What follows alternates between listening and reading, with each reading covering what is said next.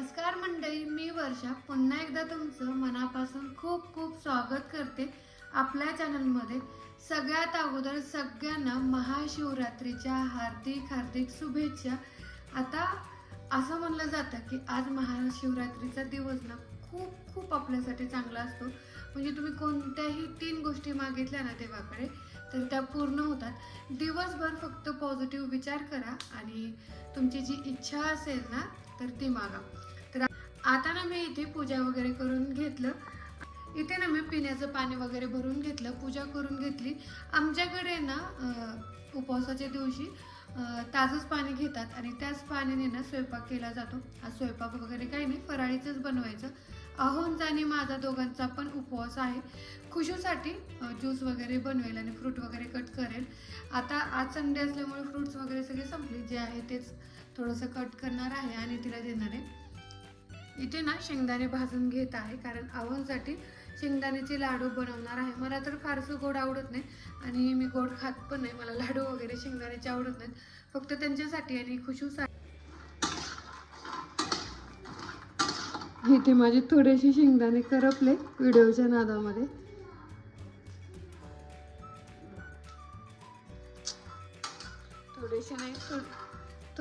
थोडेसे जास्तच करपले. आणि ही कढई आहे ना तीच चांगली नाही, कारण थोडंसं जरी दुर्लक्ष केलं ना तरी लगेच करपतं. तरी गॅस लहान होता. आता हे ना असले शेंगदाणे खायला पण छान लागत नाहीत. आता हे असे बघून बघून मला साईडला काढावे लागतील. इथे बघ जिराफ. इथे ना खुशूचा खेळ चालू आहे बघा. तिने मॅट तयार केलेली आहे आणि त्याचबरोबर आमची टी व्ही पण चालू आहे. कंटिन्यू टी व्हीवरती मोटू पतलू असतंच तिचं. इथे ना मला फराळीचं पण बनवून घ्यायचं आणि आम्ही जाणार आहेत महादेवाच्या दर्शनासाठी, म्हणून मला पटपट सगळं आवरून पण घ्यायचं आहे. ओ तुझ्याकडे दाखवू?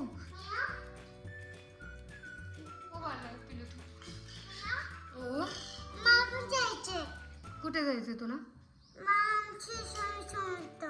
शिवस्वामी समर्थला जायचंय. ठीक आहे, कधी जायचं? आत्ता जायचं. ठीक आहे. बाबाला सांगायचं. बाबा कुठे गेलेत आपले? काय करायला?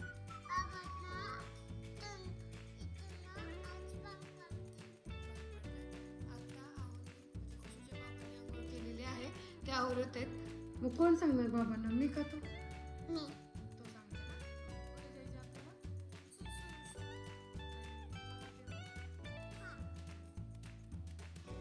तर इथे मी आवरून ना आम्हाला जायचं आहे दर्शन करण्यासाठी, कारण आज योगायोग पण चांगला आहे.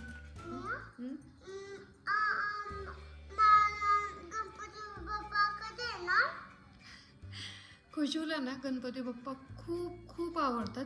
ती दररोज विचारते की गणपती बाप्पा कधी येणार आहेत.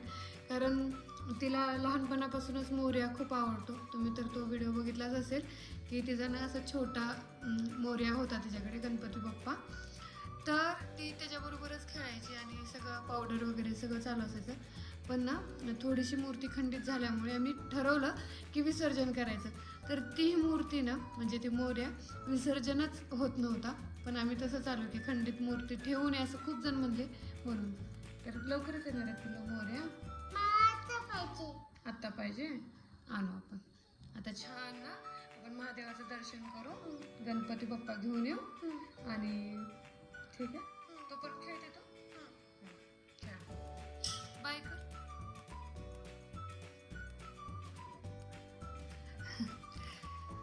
तर इथे अहोंची आंघोळ झालेली आहे. त्यांना विचारते की त्यांना ना काय काय फराळ करायची, कारण मला जास्त फराळ जात नाही. उपवास असला तर जास्त खाऊच वाटत नाही. साबुदाणा खिचडी जास्त खाऊ नाही वाटत. शेंगदाण्याचे तर लाडू बिलकुल नाही आवडत. फ्रूट्स वगैरे थोडे थोडे आवडतात.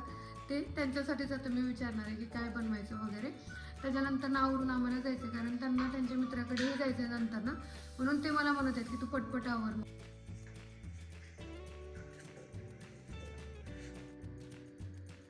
वर्षू कुठं जायचं आपल्या दर्शनाला? ते आपण येडशीला महादेवाच्या मंदिरात गेलतो बघा, आठवते का? खुशी होतो मी. बाकडं वगैरे आहेत. रामलिंग आहे ना? रामलिंग नाही, ते महादेवाचं मंदिर आहे. तिथं अरे पण त्याचं नाव तर रामलिंग आहे ना मंदिराचं. तुम्ही बघितलं ना, आपण महादेवाचीच पूजा केली होती. पण नाव तर रामलिंग आहे ना. ती रामानं स्थापन केली महादेवाची मूर्ती, म्हणून तिथल्या जागेला त्या मंदिराला रामलिंग नाव पडले. बरं. रामानं स्थापन केली म्हणून बरं बरं ते मंदिर महादेवाचं आहे. बरं बरं. फराळ काय काय मग आज? तुमच्यासाठी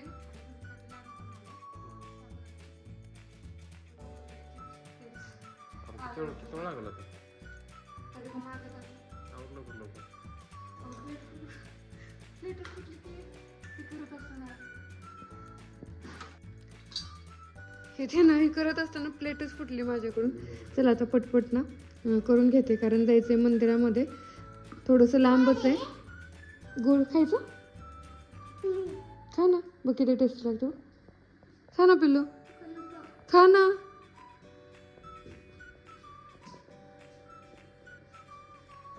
खुशू खा ना पिल्लू.